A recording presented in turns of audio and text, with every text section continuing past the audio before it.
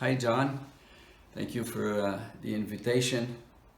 Last time on your podcast we spoke on the phone where I explained part of my findings regarding Nolan's Cross, and we also talked about the swamp and the stone road. This time I will make use of a video to explain what I have decoded and discovered regarding Nolan's Cross. I believe the layout of the cross is for building a cathedral. The dimensions on the cross govern the plan of a large church designed on a symbolic basis using Gematria, a ciphered alphabet. The Gematria is the key that will open the doors to the riddles. Every dimensions on Nolan's Cross have a meaning. In composing holy names in accordance with numbers, each number is codified by a letter. And I believe the treasure is knowledge. The measurements on Nolan's Cross have both numerical and spiritual value, and I will explain.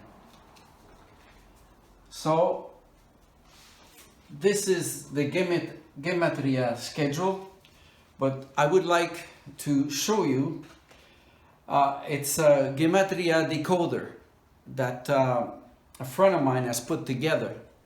So if you take your phone and take a picture of this, it will give you, like when you put numbers, you will get names of the dictionary, and when you put a letter or a name, you will get the numbers. So hope you have time to take a picture. It's fun things to play with. And we get right to it. I will show you how it works. And here it is. We're going to start with Mary.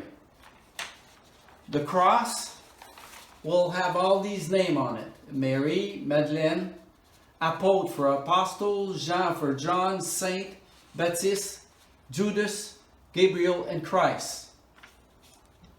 Okay, we're going to start with Mary. Here we go. We got an M. We got an A. An R, an I, and an E. So if we look at the M on this, we got the M, it's 4 with 10, we got 40. A is 1, R with 9, and the 10th is 90. The I is 9, and the E is 5. We add all of this together and we get 145. Mary, and Mary's right here. Right over here, 145 feet is the head of the cross. And she was at the death of Christ, and anyway, she was very much part of Christ's life. So to her to be at the head of a cross is I guess she should be there. All right, so the next one is Madeleine. I will not do the Madeleine. It's also 145. So Mary Magdalene, 145. I ended up making it a square. See, Mary Magdalene is present at the death of Christ and his resurrection. So her position on the cross is not that strange. Now we're going to be looking at the arms of the cross and the axis. So here we have 360 feet, and with Gematria I went like this and I looked for a religious name. Here we are. Where is Saint? Saint is here. S is 100. A is 1. I is 9, N is 50, and T is 200. And we get 360. So here we are, we got 360, we got the arms, and we got the top of the cross. Now let's keep going. On Nolan's cross, the dimension 425 feet, 29 feet is what's on there. What I have is 426 feet. And the reason being is when you lay out a foundation, you have stakes and they're offset. And they're reference point to when you're doing your excavation. So the stone in this particular spot is at 425 feet, but it's got to stay there. There's an offset, and that offset is 426 feet. So let's see what that will give us. And let's see, it's Jean, meaning John. This is 10, 5, 1, 50. We get 66. But if we had 360 for Saint, we get 426 feet. So here we are, right here. We get the Saint, John, Saint John, and Apostle is also 426 feet when you use the Gematria. All right, so the next, we'll erase this one. And the next one. So Senja represents the message of prediction of the apocalypse. It's the message of the end of time. The other characters, we're going to be using the measurement 293 feet. So for this purpose, I'm looking for 587. So I have to use 293 feet 6 inches, which is the radius of a circle, and I'm looking for its diameter. So this circle is a circle of construction, and I'm looking for the name Baptiste.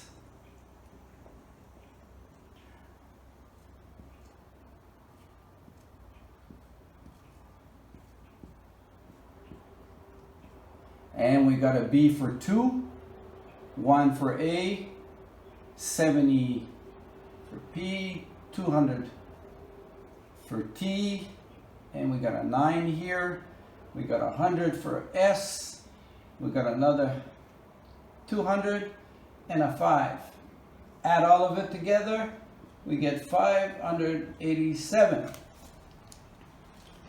So that's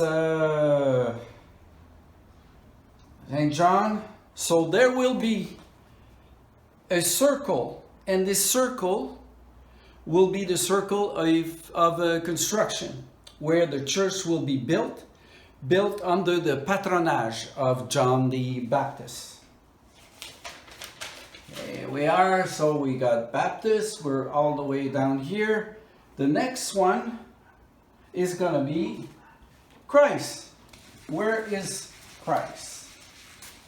Well, it's right here in the Mary Magdalene square.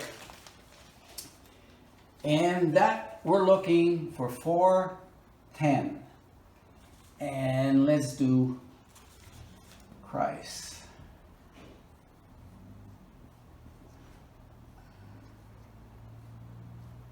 So C is going to be 3, H is going to be 8, R is going to be 90. Let's see, that's going to be a 9. And 200. And we get 410. How about that? we got there, and it's an X, and he's right in the center between the arms of the cross. So what's the other one we're going to be with Einstein? Okay, the next one we got Christ is Gabriel. Something happens here when you build in construction. You want numbers that are divisible for several equations with no decimal answers. So I have to replace, for the purpose of building, the number 145. I gotta change it. This square has to be 144. So this is where Gabriel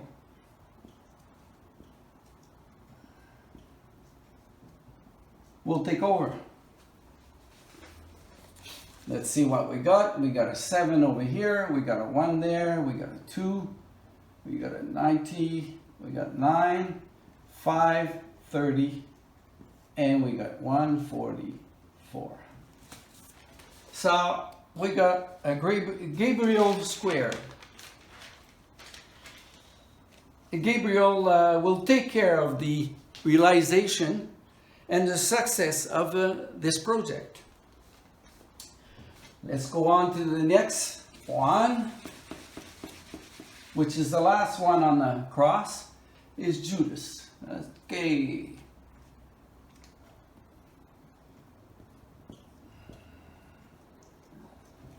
And where is Judas? Judas is right here. Oh, little crooked lines here. It's the square in the circle. I guess things have to be a little complicated in the religious environment.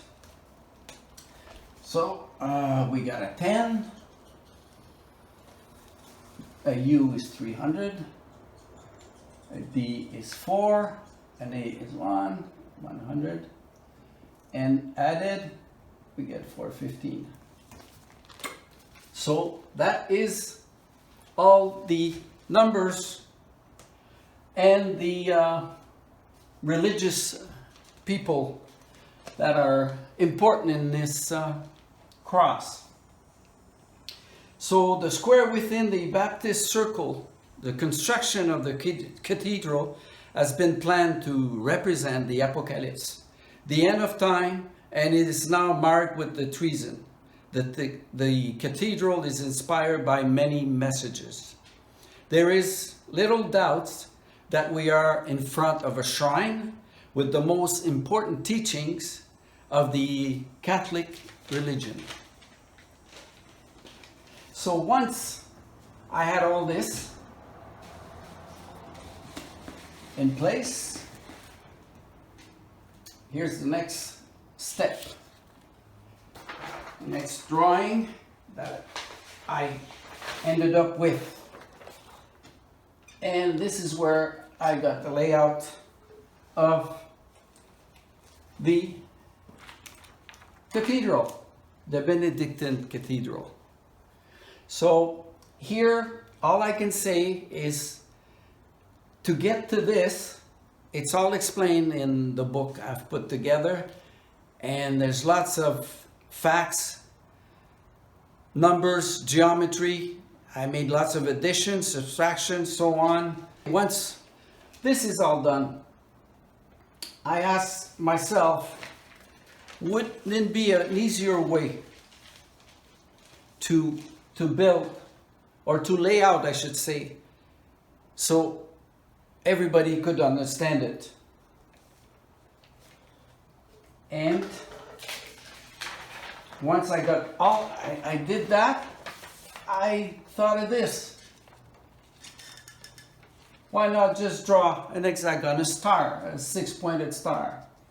And amazingly enough, once I did that, as you see, I've got the cathedral in there, every line lines up where it needs to be. And during construction or while you're building, this is where you would put your stakes for reference point. And then you could survey or line up everything while you're in construction. And you get everything lining up with your walls and your columns and so on. Oh, here we are. This is, like I say, everything is explained in other ways or more relevant once you have the book. The next thing that I found interesting and why it's an inverted cross. And here's a drawing that I saw. I can see coming together with the cross. And who else but the ancestors of the Freemason could have left their signature on an inverted cross? The tools are their symbols, the plan are their lessons. It is an arrangement of the stone which will guide their compass, their squares, which is the important method of operation. When time comes to outline the dimension of the building, they have laid down their emblem on the cross. So that's pretty much it for this portion. I have one last thing that I would like to share with you. And John, is something we talked about about the marsh and the stone road and so on. So I will read some information that I've gathered. So it's the marsh. The marshland has formed on Oak Island by the back and forth of the tide, which deposited element of very rich organic matter and minerals. In the region, the Acadians were the founding people who had the knowledge to undertake a work associated with draining a marsh, and they were called the clearer of water. The marsh must be drained and then desalted to become very fertile land. The principle was to surround the marsh with a high dike against the sea, which would channel the water and bring it to an evacuation duct, which is provided with a valve, a door set on a pivot, closing automatically at high tide and opens at low tide, allowing the passive flow of fresh water towards the sea while preventing flooding by the sea water. The interior of the marsh is evacuated by a network of canal with a stone bottom in order to leave free course for the water in the field to flow freely to the sea, in which the aim is to preserve the bottom of the marsh. So that's my opinion as to what the stone road and the marsh is. Like the Acadians, when they did build those dikes, the whole village was part of it. I mean, they could have been 300 people, 500 people. So, and sometimes the dikes, I've read, they were up to 30 feet high. So that's about it, John. I want to thank you again. And there's one thing, if ever you're interested in purchasing the book, I'm on Amazon. The book is down there, and I will write in big letters how to reach me on the phone. I'll write in big letters, but it's not Gaetan Bergeron.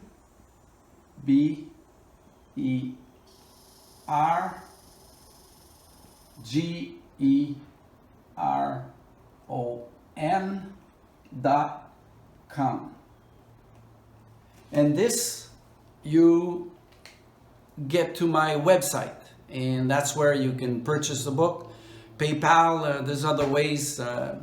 So again, I want to thank you and wish everyone a beautiful day.